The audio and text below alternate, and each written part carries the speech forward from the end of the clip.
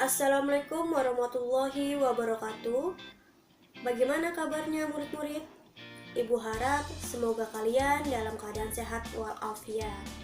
Murid-murid, pembelajaran kita masih daring dalam jaringan atau online ya. Dikarenakan situasi saat ini masih pandemi. Karena itu, kita semua harus wajib mengikuti protokol kesehatan yaitu 4M, mencuci tangan, menggunakan masker, menjaga jarak, dan menjauhi kerumunan. Kalian pun harus menjaga kesehatan dan melakukan hidup sehat dengan makanan-makanan bergizi, minum vitamin, dan istirahat yang cukup. Semoga apa yang kita lakukan dapat memutus rantai dari penularan COVID-19 dan semoga pandemi ini segera berakhir. Amin ya robbal alamin. Ya murid-murid, di pembelajaran online, Ibu akan memberikan video yang berisikan penjelasan materi dan tugas-tugas yang harus kalian kerjakan. Jadi, kalian harus menyaksikan atau menyimak video ini dari awal hingga akhir video. Dan jika ada yang ingin kalian tanyakan, jangan sungkan untuk bertanya melalui nomor WA Ibu secara japri.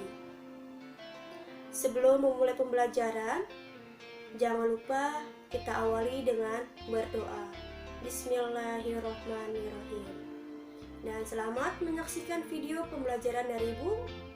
Semangat belajar dari rumah.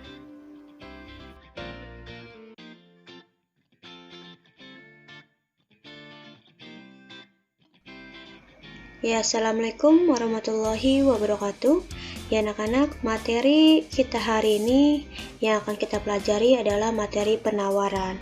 Sebelum masuk ke materi atau ke pembahasan materi penawaran, Ibu di sini ingin mengingatkan kembali atau mengulas kembali materi kita di pertemuan minggu yang lalu, yaitu minggu lalu adalah materi permintaan.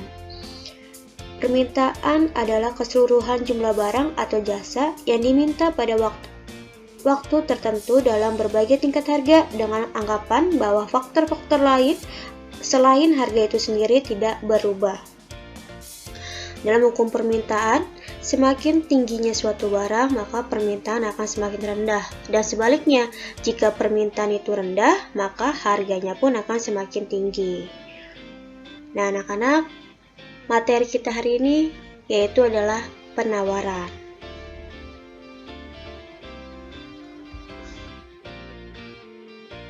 Dimana tujuan pembelajaran kita hari ini, kalian diharapkan mampu menjelaskan pengertian penawaran dengan baik dan benar, dapat menyajikan hukum penawaran dengan tepat, serta dapat menyajikan tabel kurva penawaran dengan benar.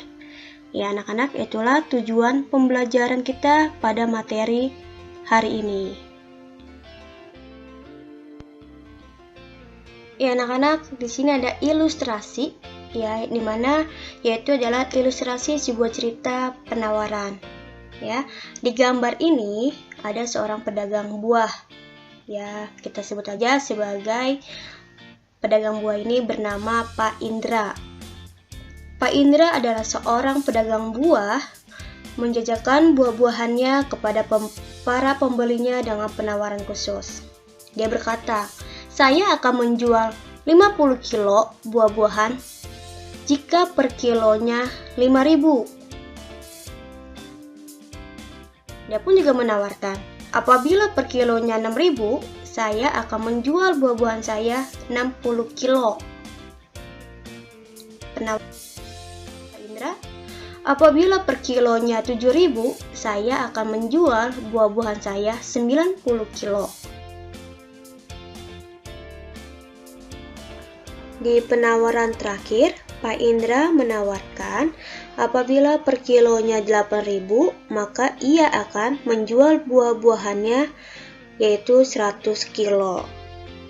Nah, perilaku penawaran Pak Indra menunjukkan berbagai jumlah buah-buahan yang ingin dan dapat ditawarkan pada berbagai tingkat harga, yaitu tingkat harga per kilonya, kesediaan Pak Indra untuk menjual berbagai jumlah buah pada berbagai tingkat harga merupakan sebuah contoh penawaran. Jadi apa sih yang dimaksud dengan penawaran?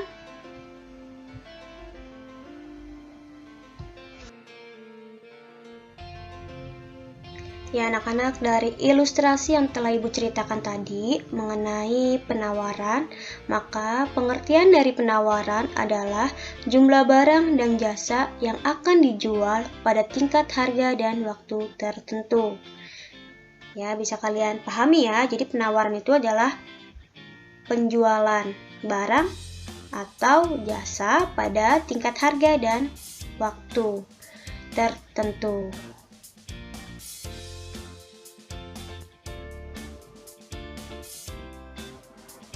Ya, selanjutnya yaitu faktor-faktor yang mempengaruhi penawaran. Sama halnya dalam kegiatan permintaan, selain harga ada beberapa faktor lain yang mempengaruhi tinggi rendahnya kegiatan penawaran. Faktor-faktor tersebut terdiri dari biaya produksi, tingkat teknologi, harga barang lain, dan tujuan perusahaan. Di mana yang pertama yaitu faktor biaya produksi adalah keseluruhan biaya yang dikeluarkan untuk menghasilkan barang atau jasa. Tinggi rendahnya biaya produksi sangat berpengaruh terhadap jumlah barang atau jasa yang akan ditawarkan di pasar. Jika biaya produksi tinggi, umumnya produsen akan mengurangi kegiatan produksi. Akibatnya, jumlah barang yang akan ditawarkan pun berkurang. Sebaliknya, jika biaya produksi rendah, produsen cenderung akan meningkatkan hasil produksi, sehingga jumlah barang yang akan ditawarkan bertambah. Faktor yang kedua yaitu tingkat teknologi. Tingkat teknologi yang digunakan dalam proses produksi merupakan faktor penentu lain dari seberapa besar kuantitas barang atau jasa yang dapat ditawarkan produsen. Pada beberapa kondisi, kenaikan produsen terjadi disebabkan penggunaan teknologi yang semakin modern. Semakin tingkat teknologi yang dipergunakan dalam proses produksi akan semakin beragam dan banyak pula jumlah barang atau jasa yang dapat ditawarkan. Selanjutnya yang ketiga, yaitu faktor harga barang lain. Dalam hal ini, yang dimaksud dengan barang lain adalah barang pengganti atau substitusi. Bila harga barang yang akan diganti meningkat, produsen akan menambah barang yang akan ditawarkan. Keputusan itu dilakukan karena produsen memperkirakan akibat kenaikan harga tersebut. Dan yang keempat, faktor tujuan perusahaan. Perusahaan dalam menjalankan aktivitasnya mempunyai tujuan yang berbeda-beda. Ada yang bertujuan mendapatkan keuntungan setinggi-tingginya, ada pula yang tujuan pokoknya melayani kepentingan umum, ya biasanya perusahaan milik negara.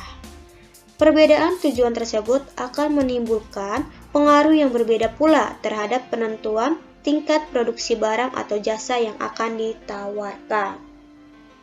Ya anak-anak, itulah faktor-faktor yang mempengaruhi penawaran. Nah anak-anak, selanjutnya adalah tabel dan kurva. Bila diperhatikan dengan saksama, ternyata dalam hukum penawaran juga digambarkan bahwa terdapat hubungan erat antara harga dan jumlah barang atau jasa yang ditawarkan. Masih ingat kan tadi bunyinya hukum penawaran? Nah, bentuk hubungan ini pun dapat dijabarkan dalam bentuk tabel dan kurva, yaitu tabel penawaran dan kurva penawaran. Tabel penawaran adalah daftar angka-angka yang menunjukkan hubungan antara jumlah atau barang yang ditawarkan dengan harganya. Adapun kurva penawaran adalah garis yang menunjukkan hubungan antara harga suatu barang atau jasa dengan jumlah yang ditawarkan dalam periode tertentu. Nah, coba sekarang kalian perhatikan tabel di sini. Di sini ada tabel penawaran buah nanas pada berbagai tingkat harga. Di mana kondisi A ya memiliki harga 5.000 dengan jumlah penawaran 30 kilo. Kondisi B, harganya 6.000 dengan jumlah penawaran 40 kilo. Kondisi C, harga 6.500 dengan jumlah penawaran 50 kilo. Kondisi D, harga 7.000 dengan jumlah penawaran 60 kilo. Kondisi E, harga 7.500 dengan jumlah penawaran 75 kilo. Peristiwa penawaran buah nanas dalam berbagai tingkat harga dapat digambarkan dalam sebuah kurva penawaran. Nah, kalian pun bisa melihat ya, di sini ada kurva penawaran. Berdasarkan peraga di atas atau berdasarkan gambar yang telah ditampilkan, kurva penawaran dapat dibaca yaitu di sini ada garis P atau garis tegak lurus yang menunjukkan berbagai tingkat harga buah nanas tersebut. Lalu ada garis Q ya maksud ibu, yaitu garis yang mendatar menunjukkan jumlah buah nanas atau jumlah penawaran buah nanas. Di sini ada titik A, B, C, D, dan E, yaitu yang menggambarkan kombinasi antara harga dan penawaran. Seperti pada titik E menggambarkan bahwa tingkat harga 7.500 jumlah buah nanas yang ditawarkan sebanyak 75 kilo dan seterusnya. Garis SS merupakan garis yang menggabungkan titik-titik setiap kombinasi harga dan penawaran. Bentuknya yang naik dari kiri bawah ke kanan atas menunjukkan hubungan yang positif antara harga dan jumlah barang yang ditawarkan.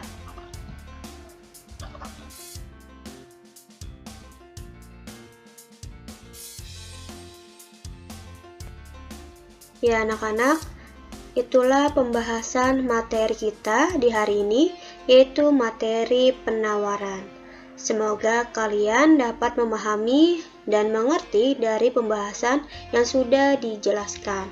Jika ada yang kurang dipahami atau kurang dimengerti, kalian dapat bertanya ke ibu melalui WA ataupun melalui komentar di Google Classroom masing-masing. Dan untuk materi pertemuan selanjutnya adalah materi pasar dan harga.